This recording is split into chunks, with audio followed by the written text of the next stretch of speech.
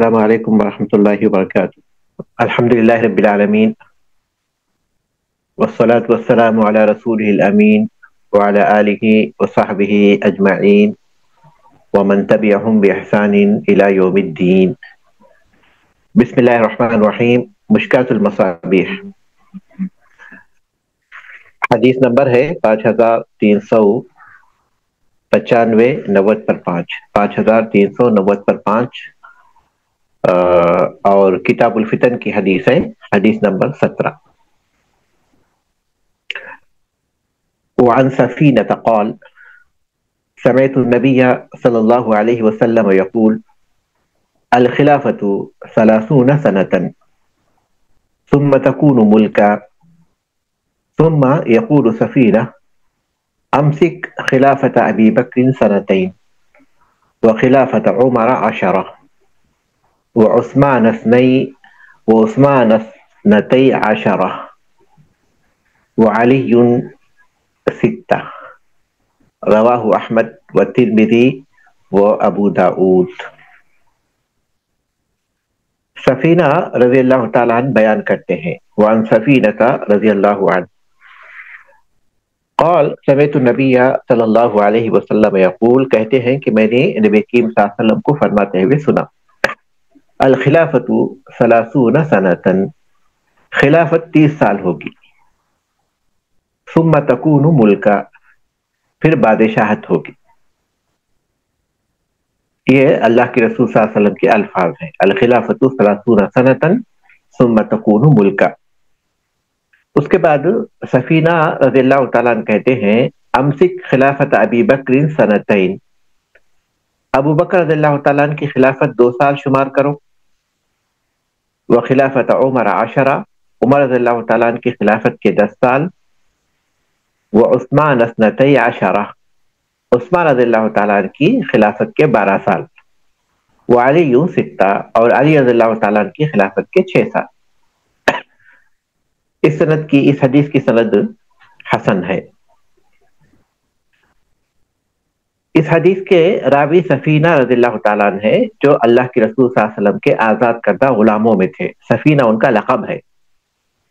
ان کے نام کے سلسلے میں اختلاف ہے، کہا جاتا ہے کہ کسی سفر میں وہ اللہ کے رسول صلی اللہ علیہ وسلم کے ساتھ تھے، اور ایک آدمی جو سفر سے بہت تھک چکا تھا، سفینہ رضی اللہ تعالیٰ عنہ نے اس کی تلوار، اس کا نیزہ اور اس کے سامان، سب چیزوں کو سنبھال لیا اور اٹھا لیا۔ رسول اکرم صلی اللہ علیہ وسلم نے ان سے کہا کہ انت سفینہ، تم سفینہ کشتی کی طرح ہو جو سامان کو اٹھا لیتی ہے،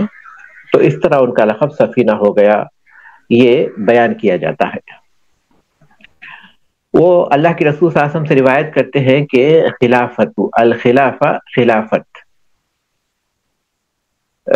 خلافت جس میں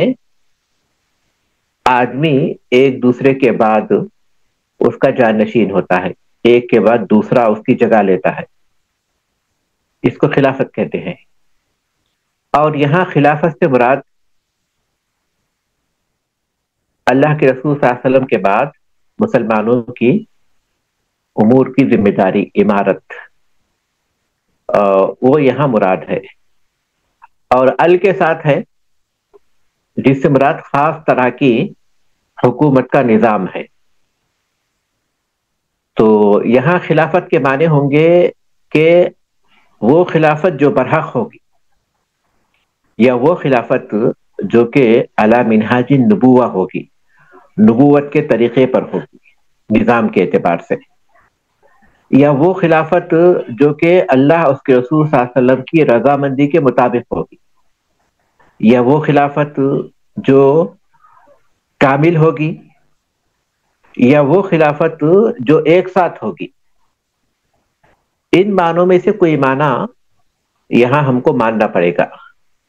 کیونکہ مسلمانوں میں جو خلافت ہوئی ہے وہ اس کے بعد بھی ہوئی ہے، اور اس میں سے ایسے دور بھی گزرے ہیں جس میں رسول اللہ صلی اللہ علیہ وسلم یا پھر آپ کے جو خلفاء تھے، ان کے طریقے کے مطابق بعض لوگوں نے حکومت کی ہے۔ تو اس حیثیت سے یہاں بعض اہل علم کہتے ہیں کہ وہ خلافت جو علی منہاج النبوہ ہوگی وہ 30 سال ہوگی، یا پھر وہ خلافت جو ہر طرح سے کامل ہوگی، یا پھر وہ جو اس نظام کے اعتبار سے براہ مسلسل چلے گی، وہ 30 سال ہوگی۔ ثم تکون یعنی تنقلب الخلافت، پھر خلافت بدل جائے گی، اور کس چیز میں بدل جائے گی؟ ملکن، بادشاہت میں، سلطنت، غلبہ، اس میں بادشاہت ہوگی، اس کے بعد بادشاہت میں بدل جائے گی۔ اب یہاں یہ سوال پیدا ہوتا ہے کہ جیسے عمر بن عبدالعزیز رحمۃ اللہ علیہ کا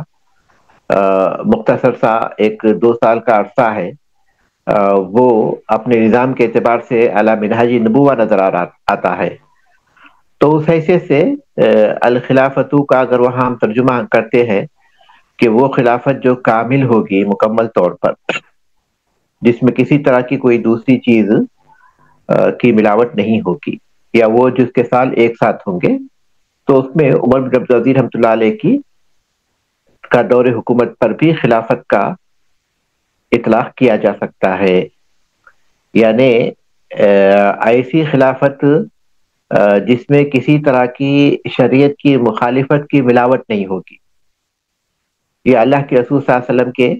طریقے سے کسی طرح کی ان کے اندر دوری نہیں ہوگی، وہ 30 سال ہوگی۔ اس کے بعد ہو سکتا ہے کہ اس طرح کی چیزیں ہوں، اور ہو سکتا ہے کہ نہ بھی ہوں،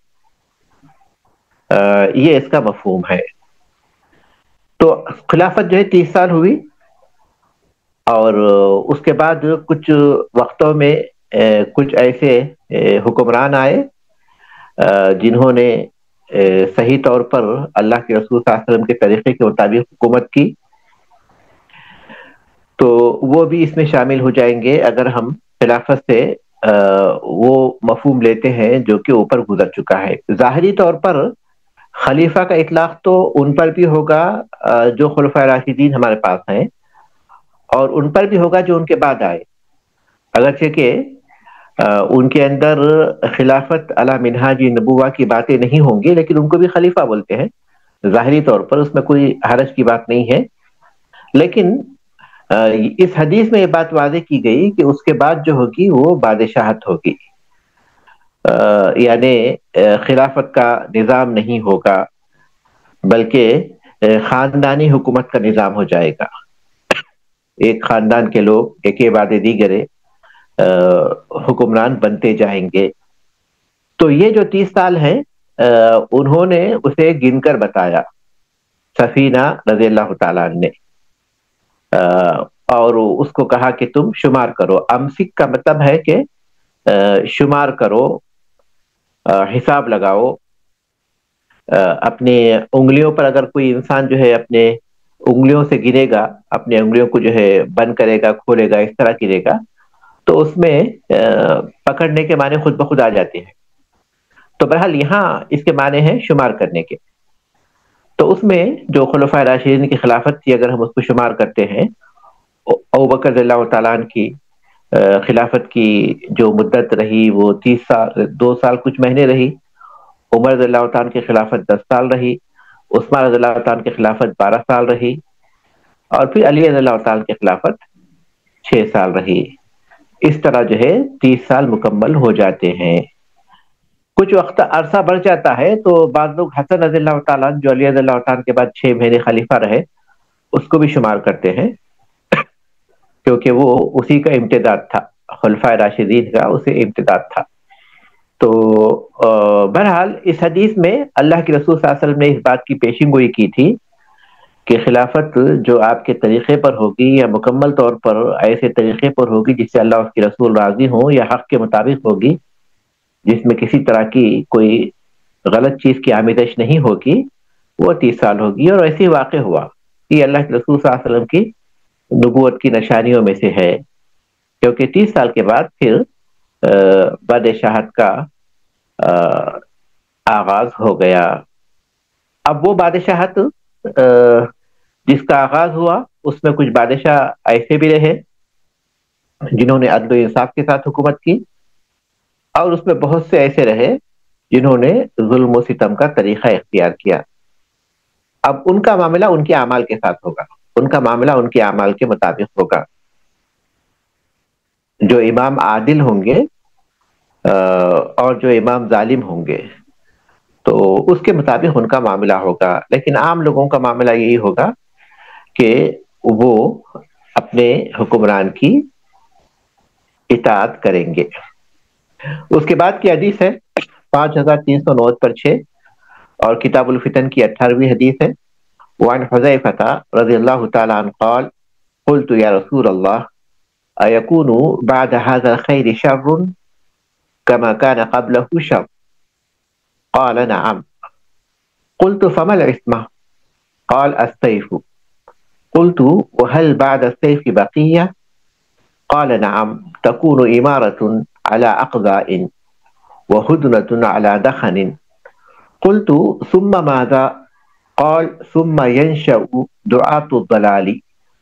فإن كان لله في الأرض خليفة جلد ظهرك وأخذ مالك فأطعه وإلا فمت وأنت عاض على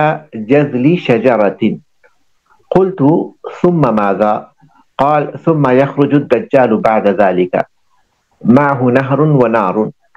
فمن وقع في ناره وجب أجره وحط وزره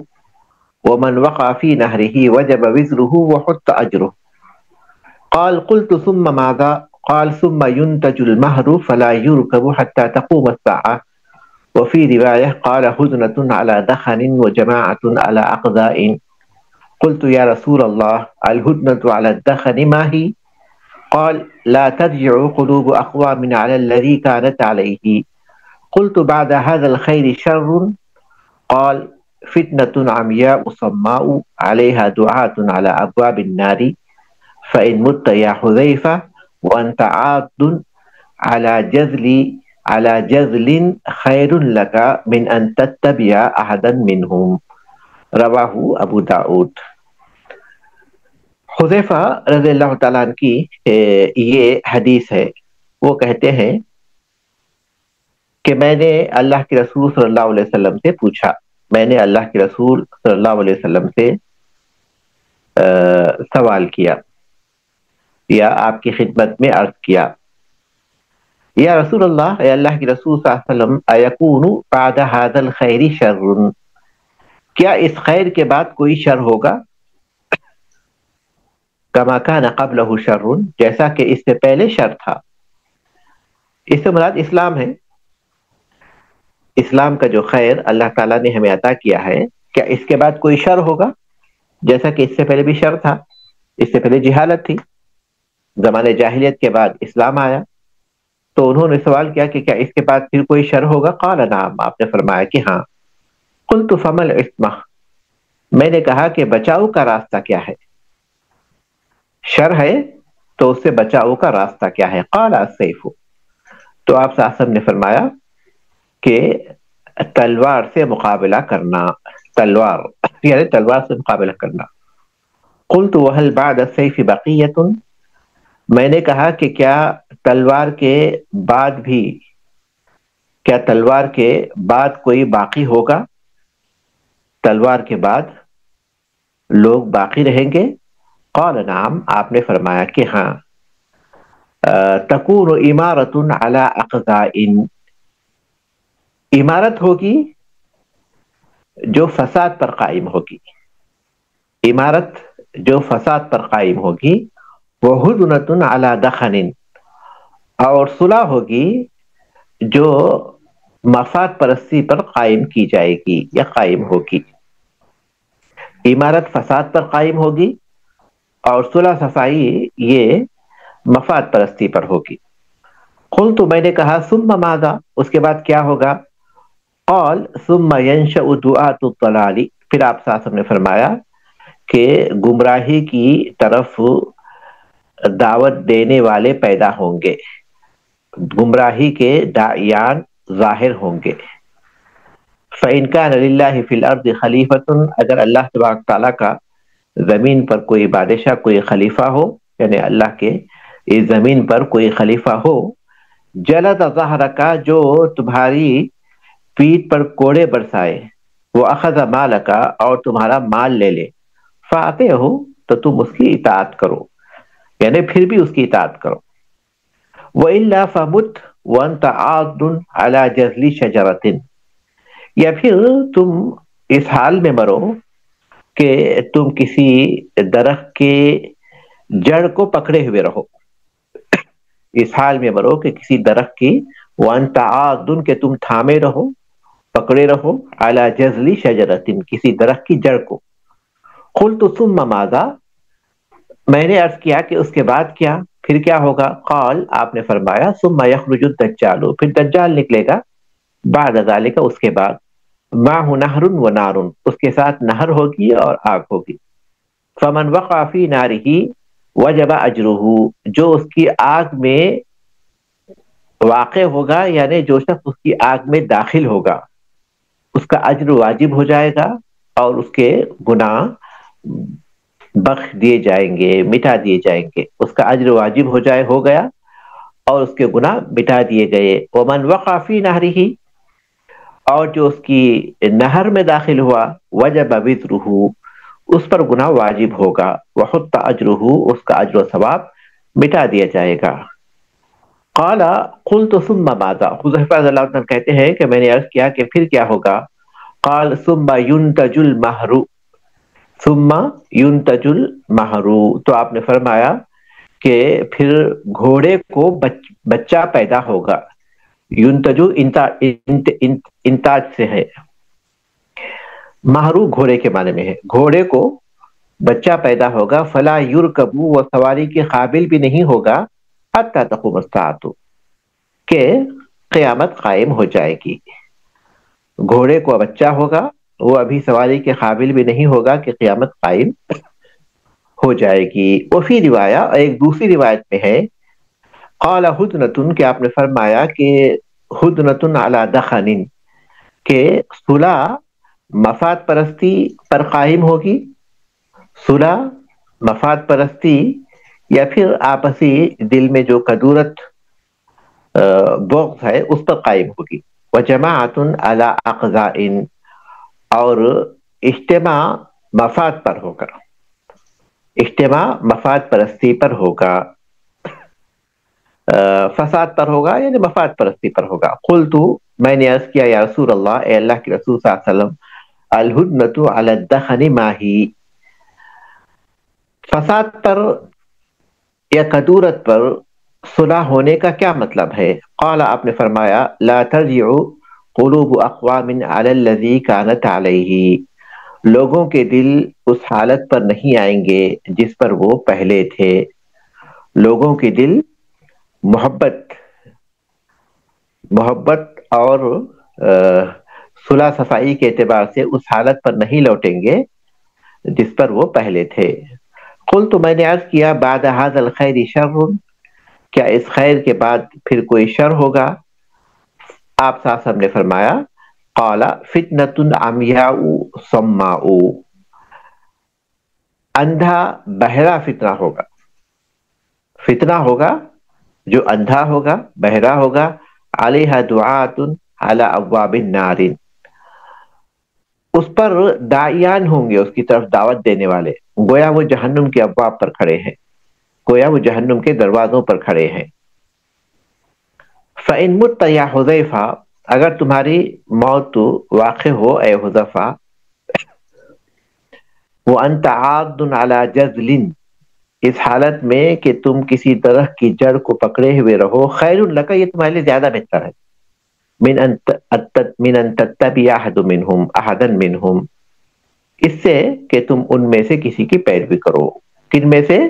وہ جو داعیان ہے فتنے کی طرف، جو جہنم کے، گویا جہنم کے دروازوں پر کھڑے ہو، ان میں سے کسی کی پیروی کرو، اس کے مقابلے میں تمہارے لیے یہ زیادہ بہتر ہے کہ تم کسی درخت کی جڑ کو مضبوطی کے ساتھ پکڑ کر رہو۔ آئیے اب اس حدیث کے مفہوم کو ہم لوگ سمجھنے کی کوشش کریں گے۔ حذیفہ رضی اللہ تعالیٰ معروف ہیں، ان کی سیرت کے بارے میں ہم لوگ ذکر کر چکے ہیں، اور عام طور پر وہ خود کہتے ہیں کہ لوگ خیر کے بارے میں سوال کرتے تھے اور میں شر کے بارے میں سوال کرتا تھا، اس اندیشے سے کہ کہیں اس میں واقع نہ ہو جائیں، یا پھر یہ کہ اس سے حفاظت کا انتظام کر سکیں۔ تو حذیفہ رضی اللہ تعالیٰ نے اللہ کے رسول صلی اللہ علیہ وسلم سے سوال کیا کہ یہ جو اسلام کا خیر ہے، یکون بعد هذا الخیری، یعنی اس خیر کے بعد، اسلام کے بعد جو اسلام نے ہم کو جو نظام دیا ہے، الیوم اکملت لکم دینکم کے دین کی تکمیل ہو گئی وغیرہ، تو یہ جو خیر اللہ تبارک تعالیٰ نے اسلام کی صورت میں ہم کو دیا ہے، ایک مکمل نظام کی صورت میں، تو کیا اس خیر کے بعد جو ہے کوئی شر ہوگا جیسا کہ اس سے پہلے تھا، جیسے زمانے جاہلیت میں تھا؟ تو آپ نے فرمایا کہ ہاں، اس لیے کہ ہر کمال کے بعد زوال ہوتا ہے،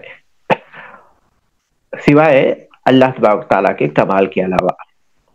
اللہ تعالیٰ کا کمال جو ہر طرح سے کامل ہے، اس کے سوا دنیا میں جو بھی کمال ہے، عروج ہے، وہ آہستہ آہستہ زوال کی طرف آتا ہی ہے۔ قلت فما العصمت، تو میں نے سوال کیا کہ یہ شر ہوگا تو اس سے بچاؤ کا راستہ کیا ہوگا، نجات کا راستہ کیا ہوگا، یا پھر خیر پر ثابت قدم رہنے کا راستہ کیا ہوگا، یا اس شر سے بچنے کا طریقہ کیا ہوگا؟ تو آپ نے فرمایا کہ تلوار، یعنی مقابلہ کرنا تلوار سے۔ تو بچاؤ کا ذریعہ یہ ہوگا کہ انسان جہاد کرے، اور اس فتنے کو جو ہے تلوار سے دور کرنے کی کوشش کرے۔ اب اس حدیث کی اگر ہم تدویر دینا چاہیں کہ اس کا تعلق کس دور سے ہے، کس وقت سے ہے، تو بعض اہل علم کہتے ہیں کہ اس سے مراد وہ لوگ ہیں جو اللہ کے رسول صلی اللہ علیہ وسلم کے وفات کے بعد ارتداد کا شکار ہو گئے تھے، اور وہ صدیق رضی اللہ عنہ کی خلافت کے ابتدائی دور میں، تو ان سے مقابلے کا رسول اکرم صلی اللہ علیہ وسلم نے اشارہ کیا کہ تلوار کے ذریعے ان کا مقابلہ کرنا ہوگا۔ اور بعض کہتے ہیں کہ ہو سکتا ہے کہ اس سے مراد علی رضی اللہ تعالیٰ کے دور میں جو صفین وغیرہ واقع ہوئے ہوں، اس میں اللہ کے رسول صلی اللہ علیہ وسلم نے اشارہ کیا ہوگا کہ وہاں تلوار سے مقابلہ کرنا ہوگا، کیونکہ فقاتل التی تبغی حتی تفیء الی امر اللہ، کہ جو گروہ خلیفہ برحق خلیفہ کے خلاف کھڑا ہو جائے تو اس کے ساتھ جنگ کرو یہاں تک کہ وہ اللہ کے حکم کی طرف لوٹ آئے۔ تو یہ بھی مراد ہوگا، لیکن ظاہر ہے کہ یہ اندازے ہیں تدبیر کے سلسلے میں۔ بہت ممکن ہے کہ یہ دور خلفاء راشدین کے بعد کا دور ہو مکمل طور پر، کیونکہ خلفاء راشدین جیسا بھی دور ہے بہرحال وہ خیر کا دور تھا، خیر کا دور تھا، ہر طرف سے جو ہے لوگوں کی نیتیں جو ہے پاک تھی، اور پھر ان کے ارادے نیک تھے، تو اس حیثیت سے ہو سکتا ہے کہ اس کے بعد کا دور ہو۔ صرف تدبیر کے لیے اہل علم کے جو اقوال ہیں میں نے آپ کے سامنے ذکر کیے ہیں، تو یہ جو تدبیر دی گئی ہے، یا پھر اس دور سے وہ دور یا وہ دور مراد دیا گیا ہے، ضروری نہیں کہ ویسے ہی ہو۔ ہر وہ دور جس میں مسلمانوں کو ایسے حالات پیش آئیں اس پر اس کا اطلاق ہو سکتا ہے۔ تو انہوں نے سوال کیا کہ وَهَلْ بَعْدَ السَّيْفِ فِتْنَةٌ، یعنی تلوار سے مقابلہ کریں گے تو کیا اس کے بعد تلوار سے مقابلہ کر کر اس فتنے کو ختم کیا جائے گا، اس کی سرکوبی ہو جائے گی، تو کیا اس کے بعد پھر کوئی فتنے کا باقی حصہ ہوگا، یا پھر کوئی فتنہ ہوگا جب جنگ کر لیں گے ہم لوگ؟ تو آپ نے فرمایا کہ رسول اکرم صلی اللہ علیہ وسلم نے اس کے فرمایا کہ تکون امارۃ علی اقضاء، یہ اقضاء یہ جمع ہے خزن کی، اقضاء جمع ہے خزن کی، اور پانی جو ہوتا ہے اس میں جو مٹی مل جائے یا گندگی مل جائے تو اس کو اقضاء کہتے ہیں، یعنی وہ ایسی عمارت ہوگی جس میں ملاوٹ ہوگی، کس چیز کی؟ خلاف سنت کی، سنت رسول صلی اللہ علیہ وسلم کی خلاف ورزی کی ملاوٹ ہوگی، اور ان کا جو اجتماع ہوگا وہ فساد پر ہوگا، تو یہ وہاں مراد ہے۔ تو ایسی عمارت جس میں بدعات اور منہیات کی ملاوٹ ہو جائے گی، ایسی عمارت جس میں بدعات اور منہیات کی ملاوٹ ہوگی. اور ہدنا تو صلح کو کہتے ہیں. دخن اس کے معنی ہے نفاق کے، خیانت کے، کہ اس میں جو آپس میں صلح بھی ہوگی تو اس میں دل ملے ہوئے نہیں ہوں گے، بلکہ وہ مفاد پرستی کی بنیاد پر کریں گے. تو لوگوں کا جو اجتماع بھی ہوگا وہ ان کی خوشی سے نہیں ہوگا، بلکہ وہ مجبوری میں ہوگا. ظاہر میں اجتماع ہوگا لیکن ان کے دلوں میں کسی بھی طرح اتفاق نہیں ہوگا. یہ حالت پیش آ جائے گی. پھر انہوں نے پوچھا کہ اس کے بعد کیا ہوگا، تو آپ نے فرمایا کہ گمراہی کی دعوت دینے والے لوگ کھڑے ہوں گے. وہ تمام جو کہ برائی جو عقیدے میں مسلمانوں کے خلاف ہو گئے، ان پر بھی اس کا اطلاق ہو سکتا ہے، جیسے کہ خوارج ہوں، یا پھر جو ہے روافظ ہوں، قدریہ ہوں، اور یا پھر جہمیہ ہوں. یہ تمام لوگ جو ہے وہ سب اس میں شامل ہو سکتے ہیں، اگر ہم اس دور پر اس کا اطلاق کر سکیں، یا اس کے بعد کے دور میں، آج کے دور میں بھی ہم لوگ جو صورتحال دیکھتے ہیں اس کو ہم دیکھیں گے، اس کو ہم سمجھ سکتے ہیں. تو اس صورت میں اللہ کے رسول صلی اللہ علیہ وسلم نے فرمایا کہ اگر کوئی خلیفہ ہے تو اس کا مطلب ہے کہ ہو سکتا ہے کہ زمین کا کوئی حصہ خلیفہ کے بغیر بھی ہوگا. اس سے یہ چیز معلوم ہوتی ہے جیسے کہ ہمارے علاقے ہیں، ہندوستان کا علاقہ ہے. تو اگر آپ نے فرمایا کہ ویسے دور میں اگر کوئی خلیفہ اگر رہتا ہے اور وہ تمہاری پیٹھ پر کوڑے برساتا ہے اور تمہارے مال کو لے لیتا ہے، تب بھی تم کیا کرو؟ اس کی اطاعت کرو. کیونکہ وہ جو گمراہی کی طرف بلانے والے لوگ ہیں، ان سے بچنے کا راستہ یہی ہوگا کہ آدمی اپنی اجتماعیت کو قائم رکھے. اگر یہ مسلمانوں کی اجتماعیت ختم ہو جائے گی تو کیا ہوگا؟ یہ جو گمراہی کی دعوت دینے والے ہیں وہ غالب آ جائیں گے. وَإِلَّا فَمُتْ، یا دوسری صورت میں، یعنی اگر تم خلیفہ کے اس ظلم کو تم برداشت نہیں کر سکتے، تو اس کا مطلب یہ ہے کہ تم جو ہے اپنے آپ کو تنہا کر لو. اگرچہ کہ اس کے لیے تمہیں کسی درخت کے تنے کو تھامے رہنا پڑے، درخت کے تنے کو تھامے رہنا پڑے، یہ کنایا ہے، اشارہ ہے اس بات کی طرف کہ تم جب تنہا ہو جاؤ گے، اپنے آپ کو الگ کر لو گے، تو جو مشقتیں اور مشکلات ہوں گی وہ تمہیں جھیلنا پڑے گا. لوگوں سے الگ ہونے کے بعد اس صورت میں جو ہے سخت طرح کی جو حالات آ جائیں گے، اس کو تم برداشت کر لو. یا تو لوگوں کے ساتھ رہو اور خلیفہ کے ظلم و ستم کو برداشت کر لو، یا پھر یہ کہ اس میں یا پھر یہ کہ تم لوگوں سے الگ ہو جاؤ اور ہر طرح کی مشکلات کو برداشت کر لو. یہ جو الفاظ ہیں وَأَخَذَ مَالَكَ فَأَعْطِهُ وَإِلَّا فَمُتْ، اس کے بعد وہ فی روایا جو ہے وہ اس کے بعد تک آگے جو ہے وہ فی روایا برقرار ہے. دیکھیے، وہ فی روایا قال ہدنۃ علی دخن، یہاں وہ فی روایا میں جو آگے آئے گا وہ یہ حصہ مراد ہوگا جو رسول اکرم صلی اللہ علیہ وسلم نے یہاں جواب دیا. تو ایک حدیث میں آپ صلی اللہ علیہ وسلم نے یہ جواب دینے کے بجائے یہ جواب دیا جو وہ فی روایا کے بعد آگے آ رہا ہے. تو بہرحال اس جگہ پر اللہ کے رسول صلی اللہ علیہ وسلم نے یہ کہا کہ جب یہ حالت ہوگی تو تم ان دو میں سے کوئی ایک راستہ اختیار کرو. میں نے کہا کہ پھر اس کے بعد کیا ہوگا؟ تو آپ نے فرمایا کہ دجال کا ظہور ہو جائے گا. اب دیکھیں، اتنا بڑا خطرہ ہے، اتنے بڑے خطرے میں ہم اس میں سے ان الفاظ کی تطبیق جو ہے کس زمانے پر دیں گے؟ بظاہر بہت مشکل کام ہے. تو علماء نے تطبیق دی ہے بعض لوگوں نے، لیکن ظاہر ہے کہ حالات کے اعتبار سے اس میں اختلاف ہو سکتا ہے. حالات کے اعتبار سے ہم اس کی تطبیق دینے کی کوشش کریں گے تو اختلاف ہو سکتا ہے. اور پھر ضروری نہیں کہ وہ کسی خاص فترے میں ہو سکتا ہے کہ کچھ وقت کے لیے جو ہے اچھے حالات آئے، پھر ایسے حالات آ جائے جس کا ذکر کیا گیا ہے. یہاں تک کہ دجال نکلے گا، اس کے ساتھ ایک نہر ہوگی پانی کی، اور جو ہے خندق ہوگا آگ کا. اس پر جو ایمان لائیں گے اس کو وہ آگ میں ڈالے گا، اور اللہ تبارک تعالیٰ اس کی آگ کو جو ہے اس کے لیے ٹھنڈک بنا دے گا، باغ بنا دے گا. اور پھر وہ جو دجال سے ڈرے بغیر اس سے مقابلہ کرے گا، اس کی آگ میں جائے گا، تو ظاہر ہے کہ اس کا اجر واجب ہو جائے گا. وہ اس کو جو ہے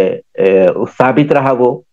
تو اسی لیے اس حق پر ثابت رہا تو اس کا اجر ثابت ہو گیا،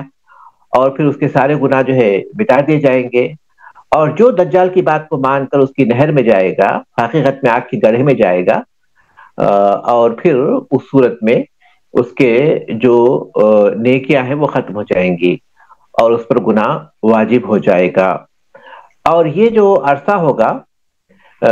اس کے بعد جو ہے دجال کے بعد کا، انہوں نے سوال کیا کہ قلت ثم ماذا، تو کہا ثم ينتج المہر۔ پھر پھر آپ صلی اللہ علیہ وسلم نے اس بات کی وضاحت فرمائی کہ پھر